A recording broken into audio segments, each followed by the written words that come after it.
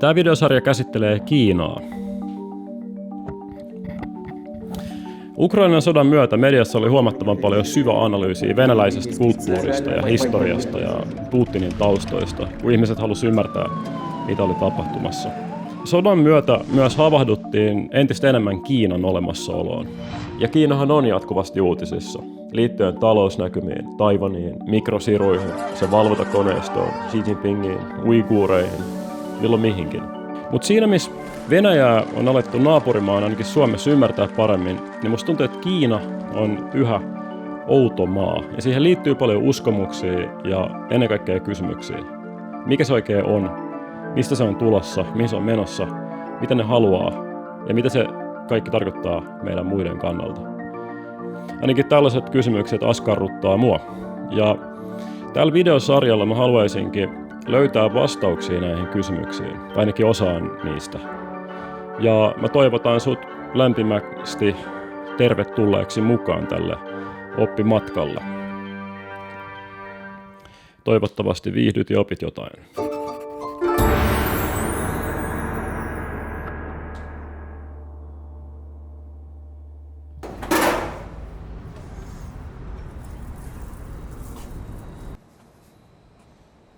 Moi!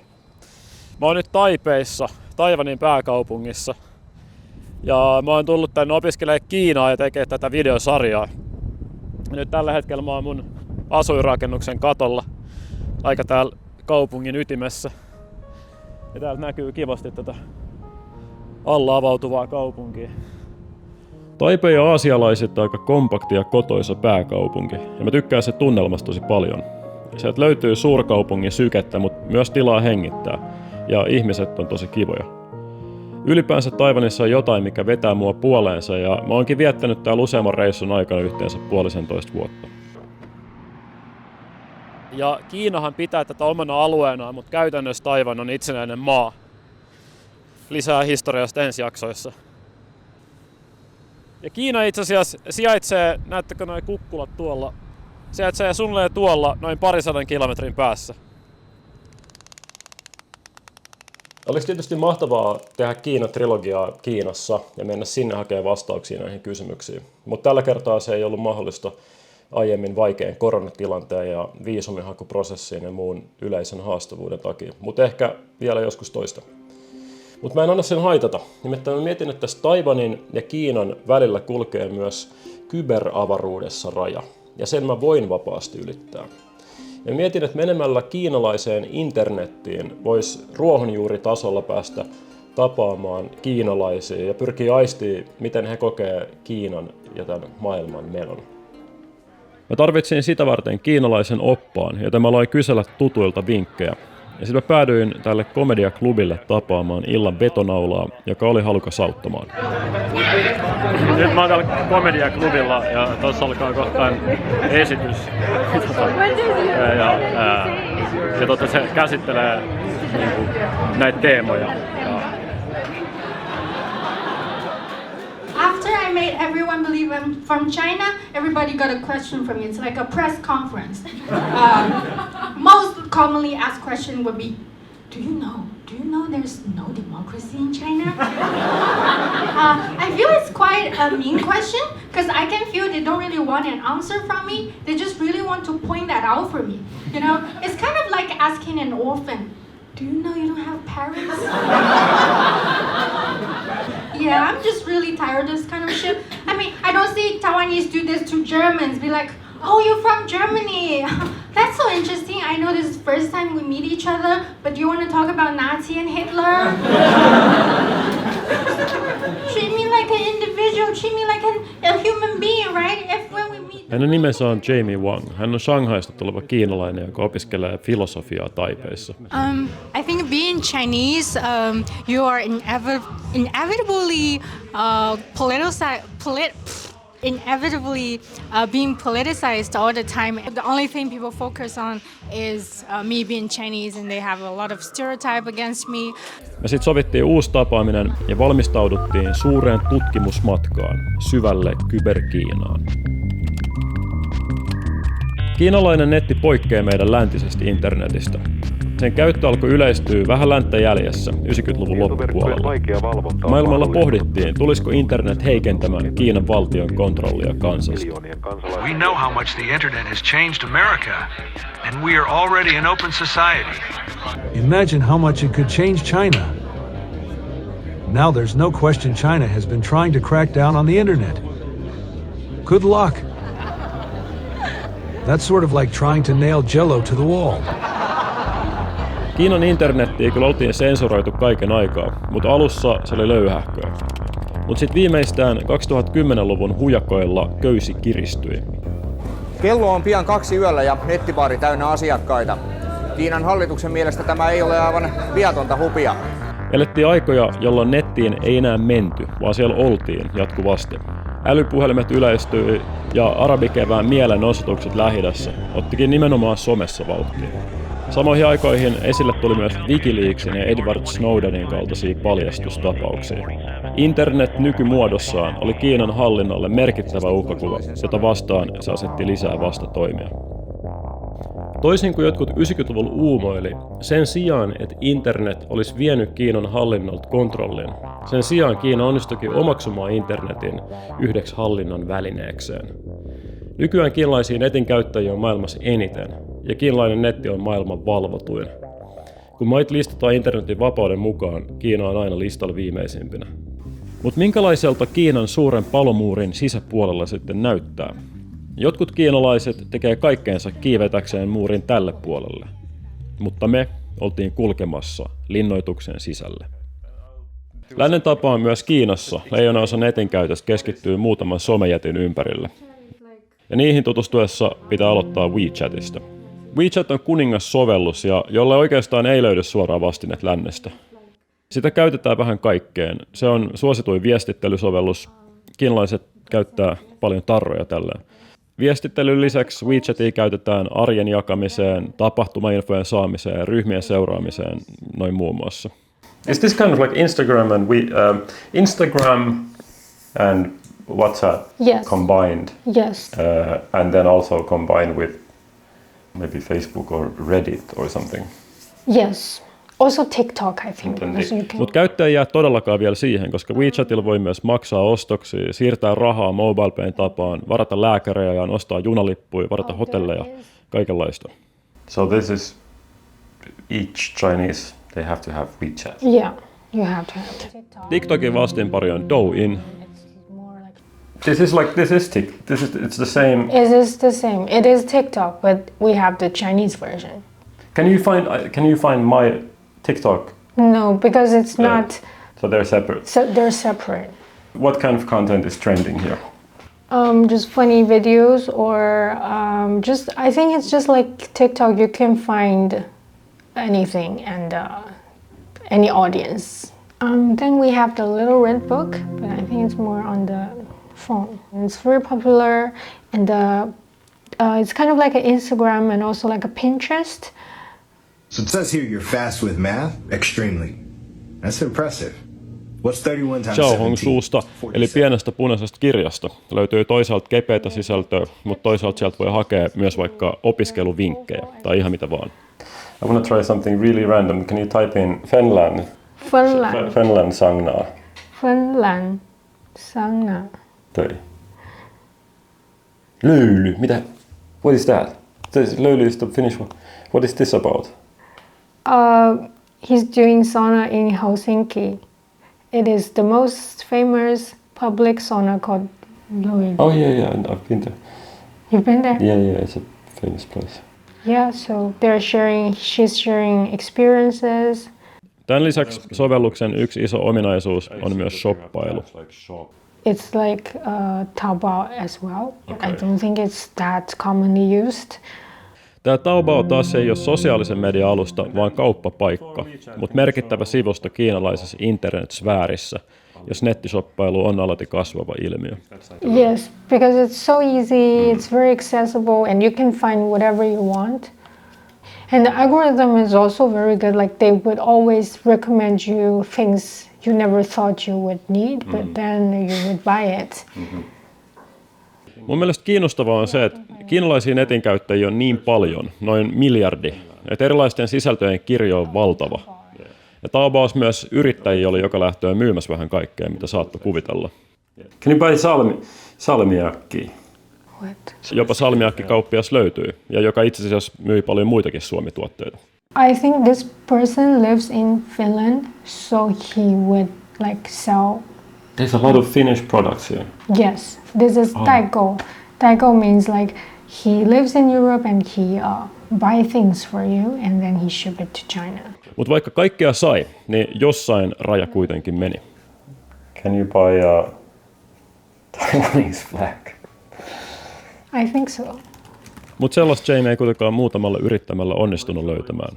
Wow, that's interesting. That is pretty interesting. Kiinalaisessa netissä harmiton sisältö on ihan samaa kuin lännessäkin, mutta kriittisiä sisältöjä on vaikea löytää, ellei kritiikki sitten ole oikeanlaista. Esimerkki siitä oli YouTuben vastineessa Bilibilissä. Sielläkin sisältö pääosin on perusvlogaamista, pelisisältöä ja muuta hupailua, mutta palvelun tilatuin sisällöntuottaja on hyvinkin kärkevä. Hän on muuan lakiprofessori Luo Zhang, joka käsittelee nasevalla otteellaan filosofiaa ja yhteiskunnallisia teemoja. The most watched video is... Oh, Tapauksessa ravintolassa kaveriporukalla ollut mies oli kutsunut viereisen pöydän naisen liittymään seuraan. Ja kun nainen kieltäytyi, miehet hakkas naisen kavereineen henkihieveriin. Tämä tapaus kuohutti kiinalaisia. keep tracking of it. This is so outrageous. We cannot see any humanity on these people. Cannot sleep at night. Toisenlaista hyväksyttävää yhteiskuntakritiikkiä edusti myöskin etusivulla vastaan tullut amerikkalainen Kiinaa puhuva nainen, joka hyvin disinformatiivisesti lyttäsi Yhdysvaltoja. Myös hänen videoidensa kommenttikentässä oli ok purkaa paineita ja antipatioita USA:ta kohtaan. Nämä videon päällä liukuvat kommentit on muuten yksi konsepti, jota lännessä ei ole ja jonka mä nyt nopeasti selitän. Nämä on siis tietyssä kohtaa videot kirjoitettuja kommentteja.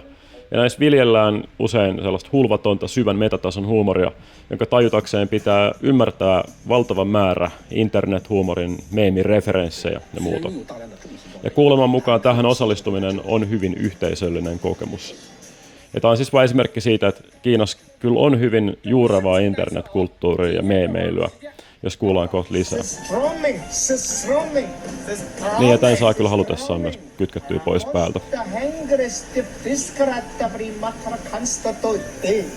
Kiinan Twitter-vastine Weibo on myös tosi merkittävä.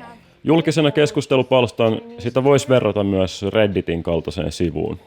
And here is also when Chinese people discuss like societal news and and they exchange their ideas. In the West, people like to criticize their government's COVID policy, and they're demonstrating. Does that happen on Weibo? I think, yeah, it happens. People would discuss a lot, but it just doesn't last very long, and it will get censored. Yhteiskuntakriittisiin sisältö, mitä Jamie Picasel selailun löysi, liittyi julkaistujen koronatapausten alhaiseen määrään, jonka todenperäisyyttä epäiltiin. Mutta epäilyt osu testareiden riittämättömyyteen ja ihmisten passiivisuuteen, eikä niinkään hallintoa kohtaan. Räikeimmin tämä kritiikin poissaolo näkyy Baidussa, joka on Kiinan Google. What if you type in dog? Ja kuten näkyy, niin tässä on ihan sama layout kuin mistä tahansa muussakin hakukoneessa. Ja on myös samat karttaominaisuudet sun muut.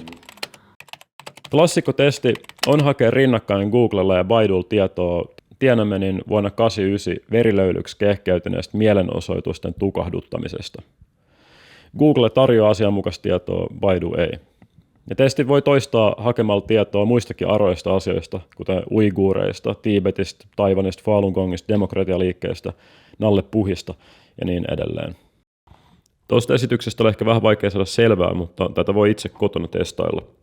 Mun mielestä on tosi kiinnostavaa se, että lännessä internet koetaan semmoisen sananvapauden turvasatamana, mutta Kiinassa sen peruseetos on hyvin erilainen.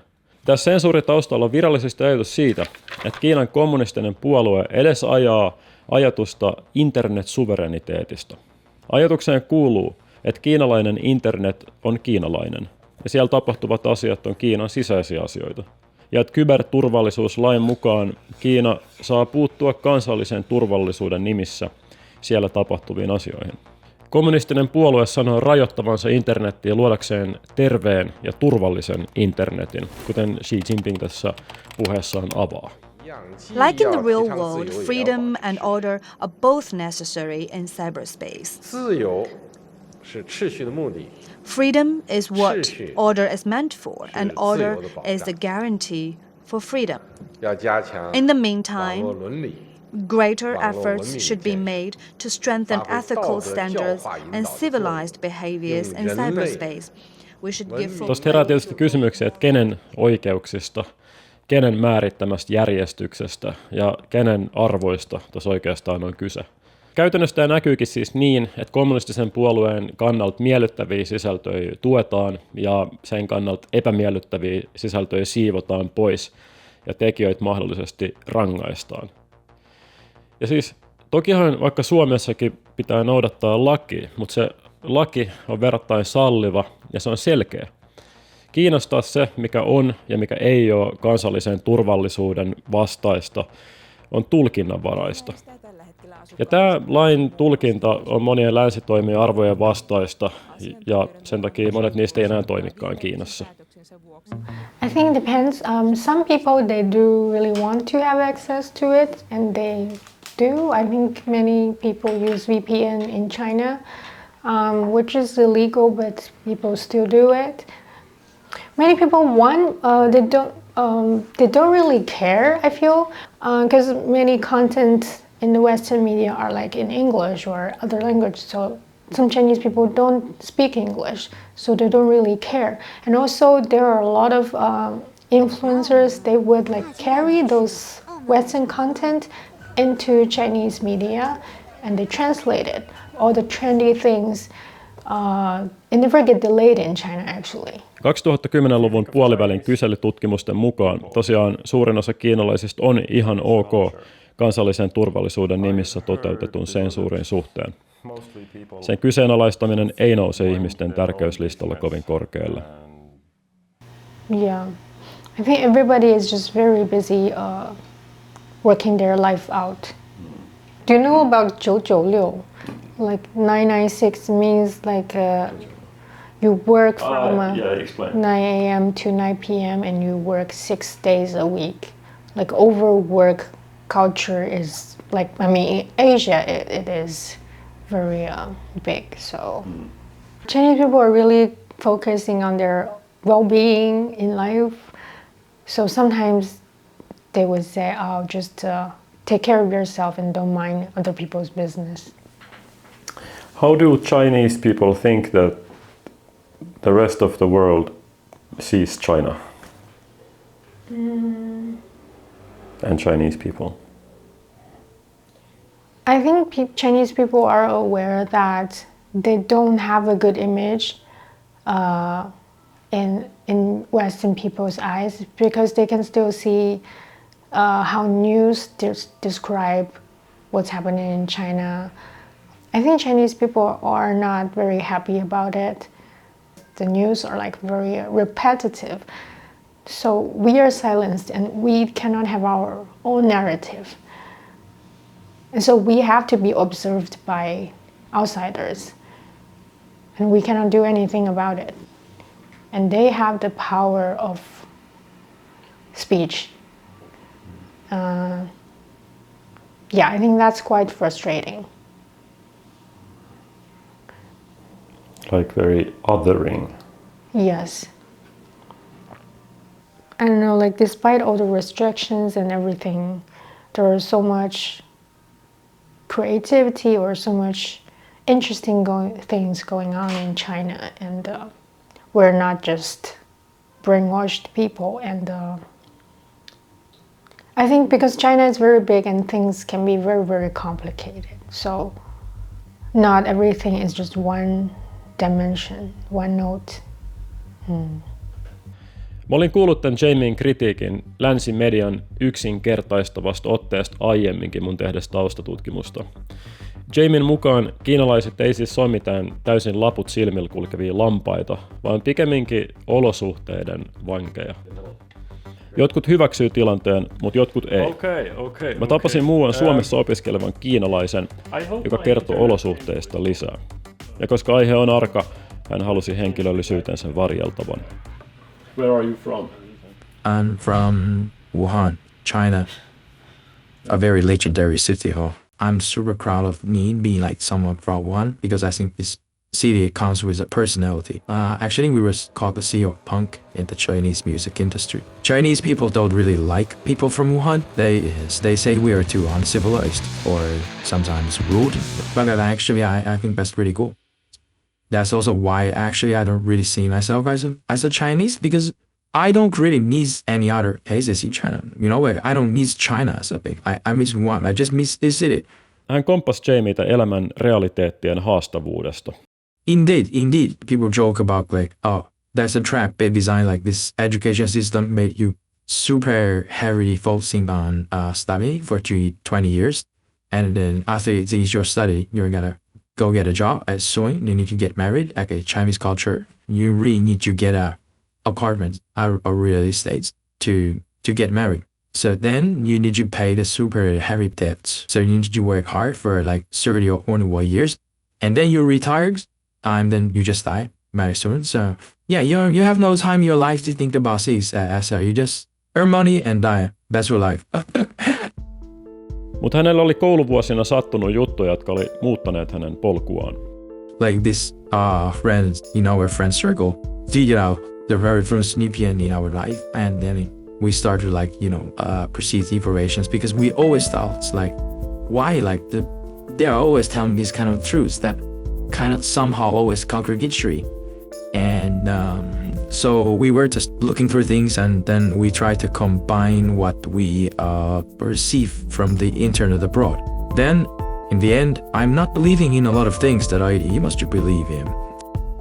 That CCP was doing this correctly. Itse asiassa samoihin aikoihin, kun hän ystävineen kiipesi VPN:llä Kiinan ulkopuoliseen nettiin, alkoi Kiinassa internetin kontrolli kiristyä.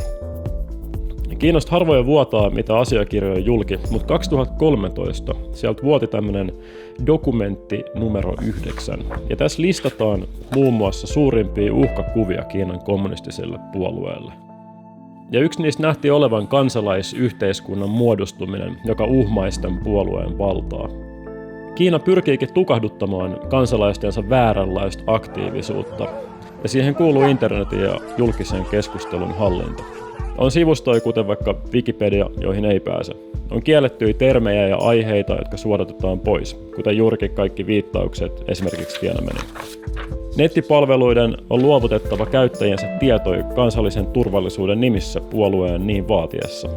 Ja myös medialle annetaan ohjekirjoja tavoista, joilla aiheita pitää käsitellä tai miten niitä ei saa käsitellä. Ja kaiken lisäksi kouluopetuksessa ja yhteiskunnassa muutenkin vaalitaan patriottisuutta ja puolueen myönteisiä narratiiveja. The education is like, we don't do much critical thinking, though. So you just kind of take whatever you talk. So it's the same case for the Japanese criticism. But so are you saying that younger generations, they seriously don't know about these things? Yeah. Like this thing, like I said before, like New Jack Shin, like the guy who sells stuff online. Tämä oli sellainen sattumus, että oli tämmöinen Li Jiaqi-niminen mega-influensseri, joka tuli tunnetuksi muun muassa kauppaamalla liveissään huulipunaa. Ja viime vuonna, just Tiananmenin vuosipäivän aattona, sillä oli livessä tämä tämmöinen tankin muotoinen jäätelökakku. Edelleenkään ei tiedä, että oliko se kannanotto vai ihan vaan puhdasta sattumaa. Mutta lähetyshän sitten katkaistiin ja koko tyyppi vaan katosi julkisuudesta ja jätti jälkeensä vaan kysymyksiä. So people started, what is going on? Why is he banned? Like, what's the beef over there? Yeah, people were thinking, but that might be some spicy gossip or things like that. But they never realized it's like rather serious red flag of CCP. I think after that, especially the young generations, don't know about this. They went to ask on the internet, what is going on? What happened to him? So there were people saying that you can DM me. This is not something I should say publicly. Like, DM me. I will send you some links and then I will tell you what happened. So yeah, kind of interesting. Like, you got not just the product, but also the knowledge. Nyt tämä haastateltava asuu Suomessa, mutta silti hän on varuillaan. Like making friends, going to protest. I need to make sure my information is not exposed, and then if I'm offline, let's say at school, like if there are like Chinese or like Asian faces around me, I would like to be super cautious and try to like lower down my volume if I'm discussing something sensitive. You know, this kind of all around it, like insecurity, like it's kind of in every single aspect of your life. But what's going to happen to some Chinese? Do you have any idea if some Chinese person says online that I think Taiwan is independent? What's going to happen to them? Yeah, I think one thing that it is for sure is somebody's going to report you, and for sure a lot of people are going to like arguing with you wherever you posted it. That's highly possible that like the policeman will kindly invite you to the police office. Probably your account is going to be banned, and then you're going to write an apology letter and promise you're not going to do that again. Or even worse, you can be detained. I cannot predict that if something is going to happen, like very serious things is going to happen. How do you know that? Because I have personal experience of like one of my friends. He posted like his that sausage bags was chicken meat in our group chat. My group chat was like always meal first. And then our region only have this kind of hidden theory that if a group chat is under tree, normally the censorship don't intervene. Apparently it's not true because it happened. Like because he said like, "Oh, screw you, chicken meat" or something like that. And after 10 minutes he received a phone call and he was invited to the police office to drink the tea, like we say. Was it like a friendly phone call, or was it a very... What was the tone of voice, do you know? According to what I remember, it was relatively friendly. They were like, "Yeah, we would love to call over," and you know, back then, of course, it's kind of compulsory as well. Of course, he was asked first, like, "Oh, what is your incentive? Like, why did you do that? Did you know that is something you should not do?" And then, of course, they asked him to write an apology letter and then to promise, like, "Oh, I'm not going to do this thing again." Rangaistukset rikkeistä, kuten kirjoittelusta tai VPN:n käytöstä, vaihtelee. Niistä voi selvitä säikähdyksellä, nuhteilla, sakoilla, mutta myös vankilatuomio on mahdollinen. Then when it gets serious, people just disappear. Yksi tämmöinen tapaus on Tiananmenin kuuluisaan tankkimieheen verrattava siltamies. Kung Lairuo, he was the one who hang like a lot of banners of this bridge, Suzhong Bridge, in Beijing, and call out to Xi Jinping like step back. Toi sattumus tapahtui viime vuonna ankarien koronatoimien aikaan. Sensuurista huolimatta tieto ja kuva tehtiin levitä kiinalaisten joukossa muun muassa Applen airdropin kautta, johon hallinto ei heti alussa pystynyt puuttumaan. Mielenilmaus resonoi monissa kiinalaisissa, joiden kupin vuosia koronataistelu oli kaatanut nurin. Indeed, I think COVID era has been a very historical moment. Because before the censorship doesn't really get involved in a lot of people's life-related issues. But then I would say like during COVID time, I think more and more people find out that their basic life needs got restricted out of the censorship. And then people were posting these things online. People think it's just like their very basic right of life, right? But then these things also got banned on social media. I think CCP made a lot of strong propaganda saying that how great their anti-COVID policies are.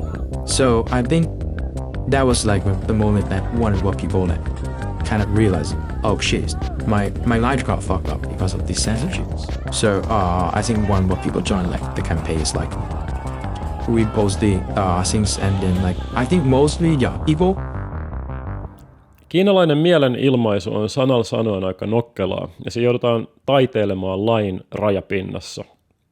Siellä saatetaan muun muassa jakaa jotain ihan valtiollisen median tuottamia artikkeleita, mutta laittaa sen yhteyteen joku sinänsä viaton, mutta kontekstissa terävä kommentti. Kun Japanin pääministeri Shinzo Abe ammuttiin, jotkut kiinalaiset juhlitapausta avoimesti. Niin tässä postauksessa joku on kuvakaapannut näitä ilottelevia nettikirjoitteluja ja koostanut niitä yhteen, mutta ei kuitenkaan itse kommentoi tapahtunutta. Tässä taas on jaettu Kiinan valtiollisen median artikkeli, jos kerrotaan Yhdysvaltojen olevan niin levoton, että siellä ei voi nauttia kiinalaisten rakastamasta yögrillailusta. Jakotekstissä postaaja viittaa sarkastisesti tapaukseen, jossa miehet hakkasivat naiset ravintolassa.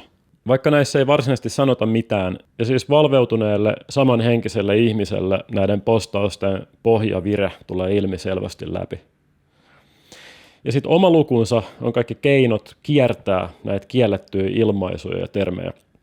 Ja yksi tämmöinen hyvin klassinen meemisolvaus kiinalaisessa internetissä on Cao Ni Ma, joka tarkoittaa vapaasti käännettynä mutsispillua. Kiinan kielessä tällaisia termejä voi kiertää käyttämällä homonyymejä. Homonyymi on siis termi, joka kuulostaa samalta kuin toinen termi, mutta sen merkitys on eri. Ja tässä tapauksessa solvauksen kiertoilmaisuksiksi on muodostunut tällainen alpakan kaltainen eläin.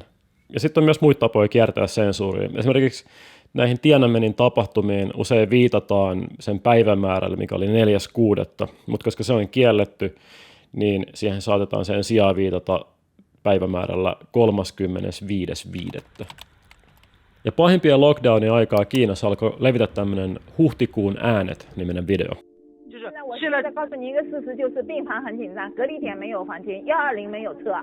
Tässä on yksinkertaisesti vain drone-kuvaa suljetun Shanghain yltä ja taustalla ääniklippejä tiedotustilaisuuksista ja hätäpuheluista, somepäivityksistä ja niin edelleen. Leikkeet vaan totee systeemin olleen pahasti tukossa ja elämän olleen kurjaa. Video sensuroitiin, mutta algoritmeja kierrättiin versioimalla videota tyyliin tällä tavoin, niin että tekoäly ei heti tunnistaisi ja poistaisi.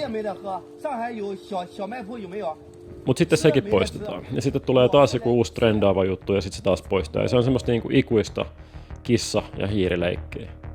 Ja noiden koronamielenostusten aikana sensuuri meni niin pitkälle, että siellä käytettiin ihan vaan valkoista paperia, jos se ei lukenut yhtään mitään, mutta se implikoi sitä, että sensuuri on niin pitkällä ja niin kokonaisvaltaista, että pelkkä valkoinen paperikin koetaan mielenilmaisuna, mitä se myös siis oli.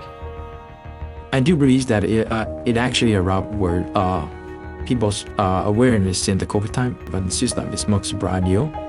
However, I also say that not many people will be against CCP just out of that.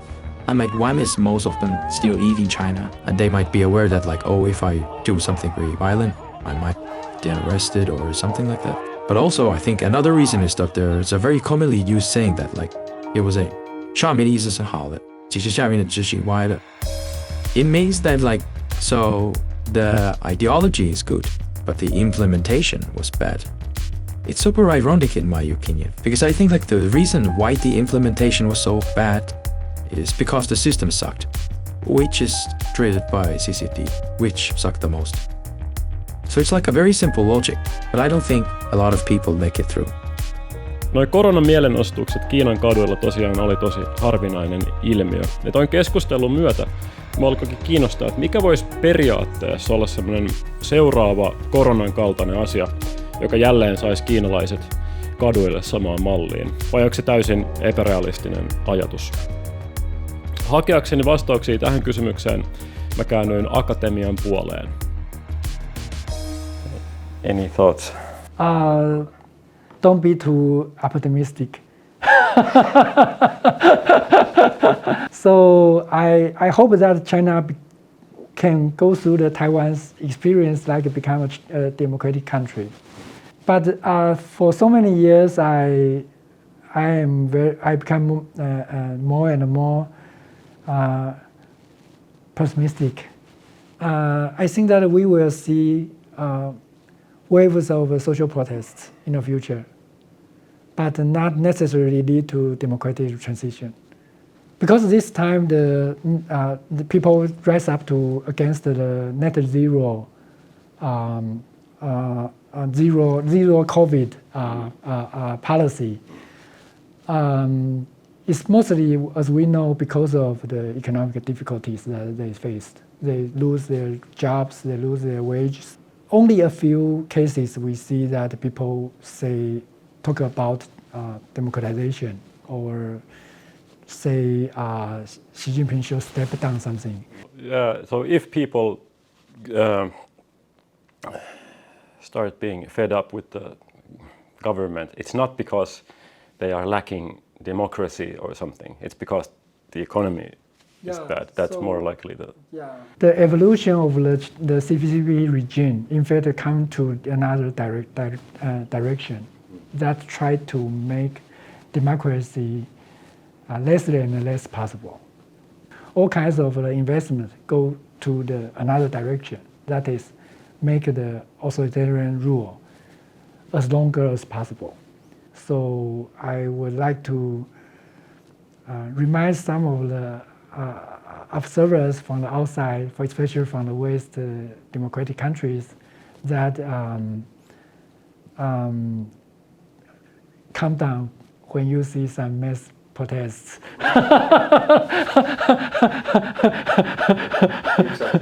Right.